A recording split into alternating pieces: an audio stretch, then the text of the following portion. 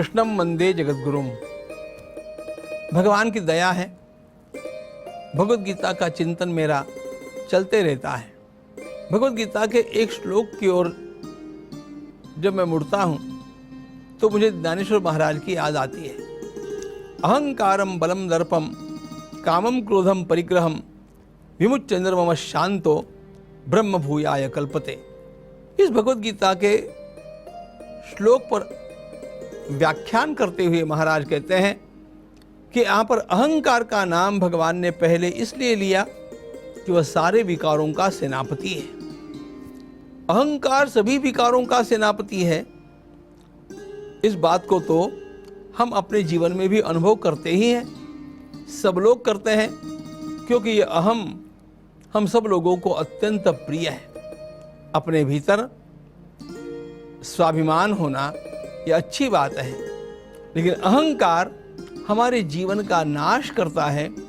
इस बात की ओर हमारा ध्यान जितना जाना चाहिए उतना जाता नहीं, इसलिए हम अपने जीवन की अनेक अच्छाइयों को गंवा देते हैं। महाभारत का प्रसंग याद आता है मुझे। युद्ध का आरंभ होना था। भगवत गीता का उपदेश हो जाने के पश्चात भी धर्मराज जाकर के भीष्म के चरणों में प्रणाम करते हैं, द्रोण के चरणों में प्रणाम करते हैं, शल्य के चरणों में प्रणाम करते हैं, आशीर्वाद लेते हैं, क्योंकि प्रणाम करने वाले को आशीर्वाद देना पड़ता है। आगे चल करके ये तीनों सेनापति हैं। सेनापतियों ने आशीर्वाद दिया, विजयी भव। विपक्ष का सेनापति आशीर्वाद देता है, विजयी भव।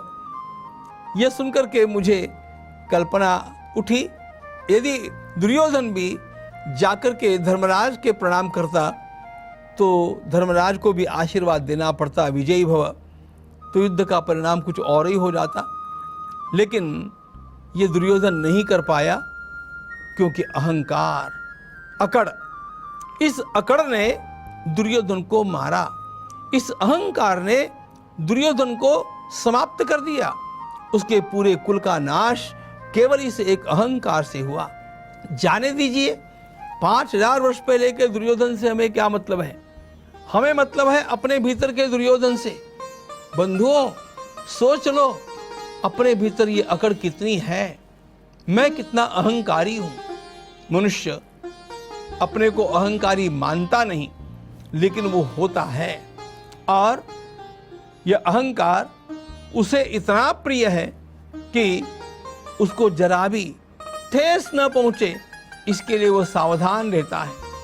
अरे, मैं अपने अहंकार के कारण अपने परिवार में अप्रिय हो जाता हूं। मैं अपने अहंकार के कारण मेरे मित्रों से लड़ बैठता हूं। मैं अपने अहंकार के कारण कभी कभी अपने व्यवसाय में भी नुकसान पा लेता हूं। ये अहंकार हमें सारे स्थानों पर पछाड़ता रहता है। यदि आगे बढ़ना है तो आवश्यकता होती है विनय की। इस विनय की जड़ नष्ट कर दी जाती है अहंकार से, और इसलिए अहंकारी किसी को प्रिय नहीं होता। महाभारत के यक्ष प्रश्न में एक प्रश्न आया। धर्मराज से यक्ष ने पूछा, बताओ धर्मराज, एक ऐसी कौन सी बात है जिसका त्याग करते ही मनुष्य लोगों को प्रिय हो जाए? धर्मराज ने कहा, मानम हित्वा प्रियो होती। जिसमें अहंकार नहीं है वह सबको प्रिय लगने लग जाता है। हम चाहते हैं ना कि हम सबके प्रिय हो जाए।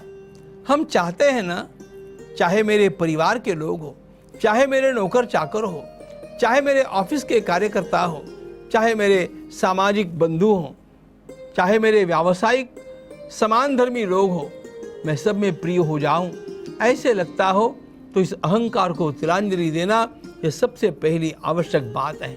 अहंकार को तिलांजलि देते ही लोगों के हृदय में आपका स्थान निर्माण हो जाता है, और एक बार लोगों के मन में आपका स्थान निर्माण हो गया, फिर वे लोग आपके हो जाते हैं, तो फिर आप जो चाहते हैं वो करने में, करवाने में आसानी निर्माण होती है।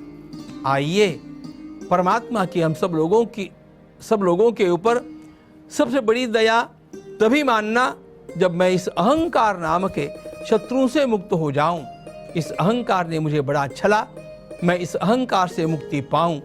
मैं नहीं मेरे प्रभु, मैं नहीं आप, मैं नहीं मेरे साथी।